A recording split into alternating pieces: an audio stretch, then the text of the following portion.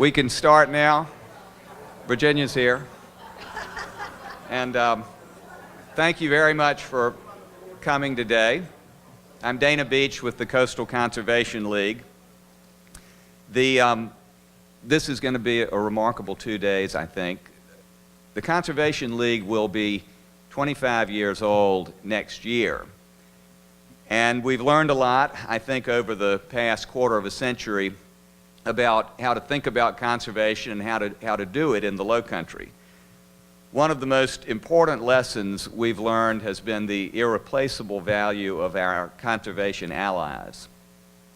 The land trusts, like the Lowcountry Open Land Trust, you'll hear Elizabeth Haygood moderating the second panel, Ducks Unlimited, the Nature Conservancy, the Edisto Island Open Land Trust have done an extraordinary job in assembling one of the most important protected landscapes on the East Coast over the past 2.5 decades.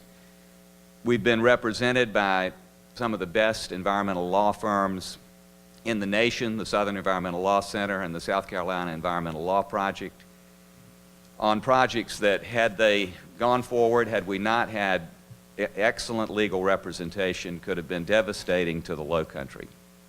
We've got Ann Timberlake here with the Conservation Voters of South Carolina, and the goal of that organization has been to improve the quality of our elected bodies at the state level and at the local level.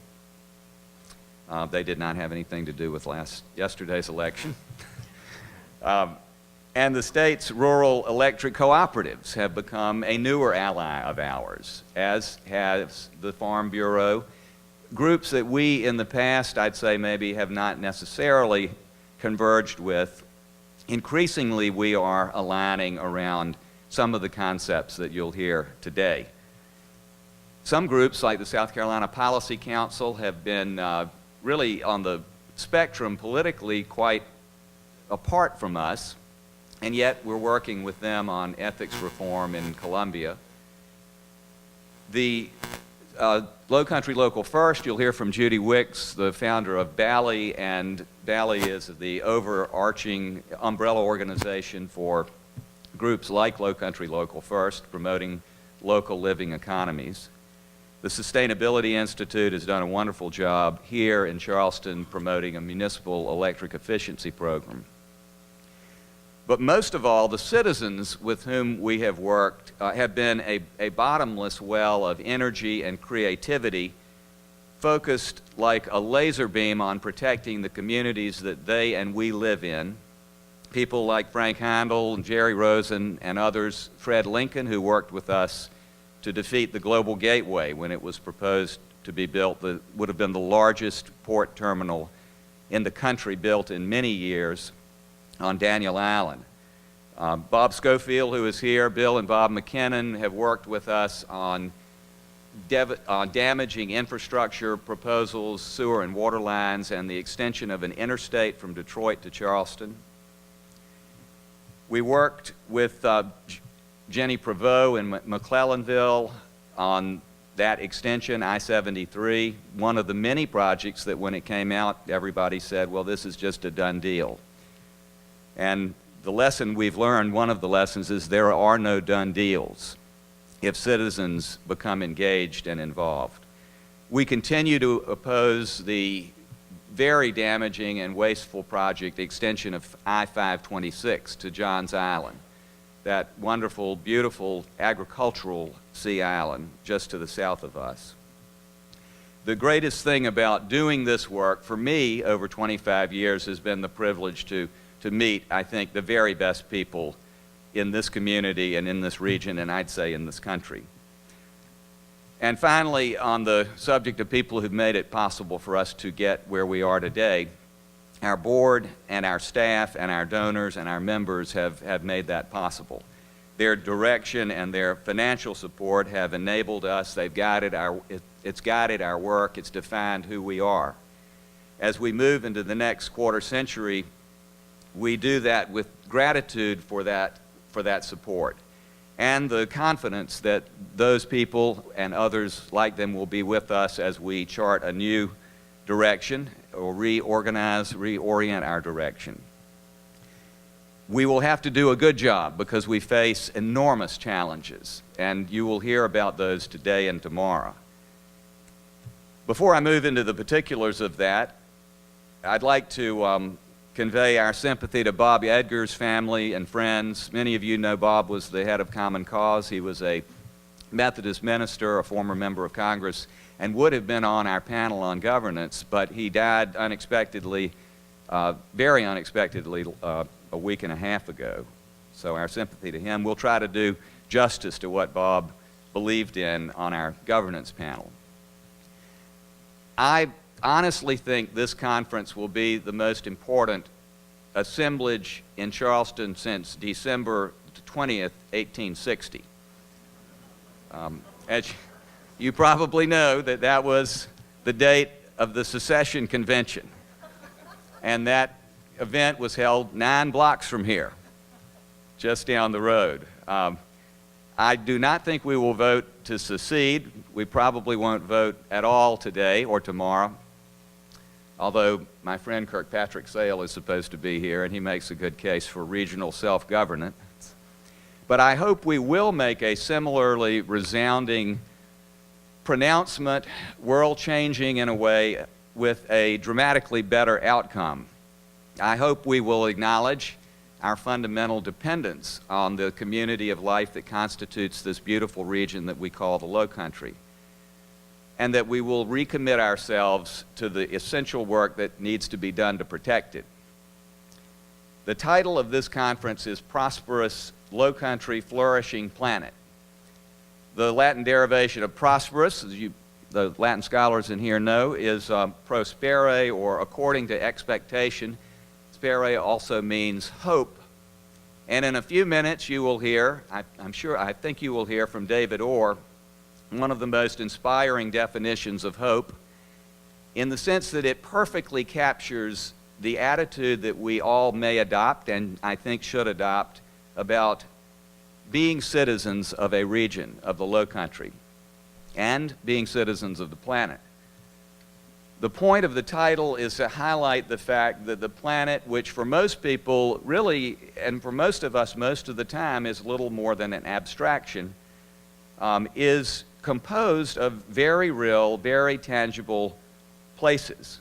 Some people call them ecoregions, metropolitan areas, neighborhoods. But regardless of what we call them, they are, in the aggregate, they are the earth. And the lives, our lives and our work in these places shape them socially, biologically, and economically, but they also create and are the building blocks for our world.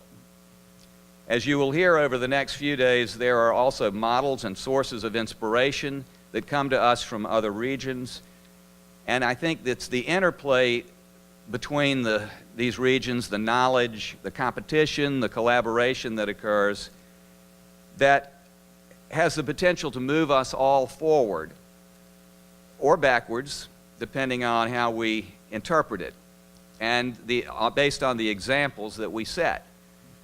And I don't know about y'all, but my mother used to say, set a good example. So that is our charge in the Lowcountry, to set a good example.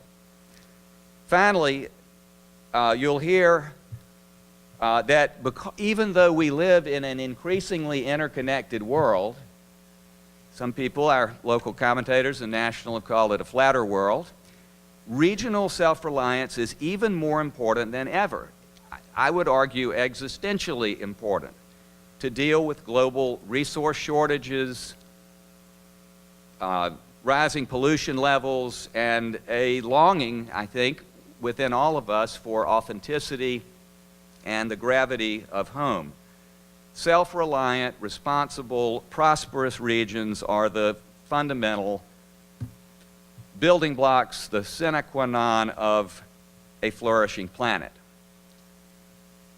The author, activist, and advisor to national governments, David Korten, whom many of you know, has written on this phenomenon and argues that one of the benefits of what he calls bioregional living communities is that properly organized, they produce responsible choices naturally with minimal need for coercive intervention by a central authority to monitor and control individual behavior. Which brings me back to the Secession Convention. This is a theme that harmonizes well with us in South Carolina. This tradition of believing, at least, ourselves to be a very self-reliant place, suspicious of central authorities of all types. We can't escape history, but perhaps we can deploy it to good use, and I think we can, and I think we have. With a few comments on the panelists, I'll turn this over in a minute to Catherine McCullough. I'm really almost embarrassed to call these people panelists. Every one of them has given keynote addresses in some of the most prestigious venues around the world. I can't tell you how honored we are for their generosity and their humility to come and serve as mere panelists. But this makes sense, I think, because like us, they also are citizens of their communities. And as Aldo Leopold said, a land ethic, which we all have, changes the role of Homo sapiens from conqueror of the land to plain member and citizen of it. It implies respect for fellow members and also respect for the community. Humility is what I think a lot of this is about. And I'll also tell you this about our panelists. They cannot be scripted, and we would not have asked them if they could have been. I'm looking at Wes Jackson over here.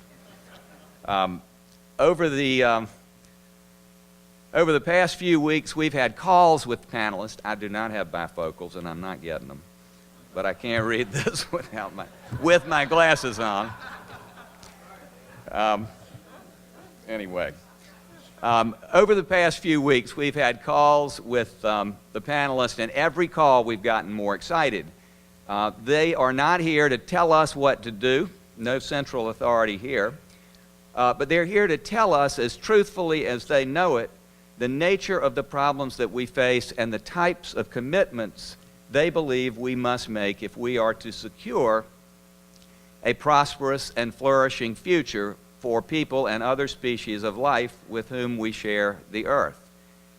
But in keeping with the prominence of these people, and all of you, we're going to rigorously enforce the times in this itinerary. We are not going to go over. Everybody will have as much time as he or she has been allotted, and we have zero tolerance on the 30-minute break. Now, a few final words on the particulars of this conference. We're trying hard not to be hypocrites. This is, to my knowledge, the first carbon-neutral conference in the history of South Carolina. We have not put solar panels on the Francis Marion yet, but the next best thing, we're purchasing carbon offsets from local carbon offsets from the rural electric cooperatives, and that will help fund energy efficiency upgrades for homes in rural South Carolina for people who need it, and also to help us reduce greenhouse gases. Second, the food is as locally sourced as we can make it. We're trying to expand our crop production into things that, we don't make so much in South Carolina, like bananas. Maybe we're doing sadly, that might be one of the benefits of global warming, that we can grow citrus here again. But we don't grow much wheat here yet. We're waiting for the Land Institute to move a new office here, and we'll start growing perennial wheat.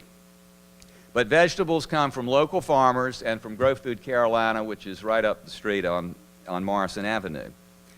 Third, we have tried to use washable plates and utensils where we could, and we've got a waste management strategy here, courtesy of Wayne, somewhere around here. We do not have packages for you. Like you normally go to a conference, you get a big package. You can read about this on probably your iPhone or your iPad or whatever. We have it on our website, and most of you have seen that.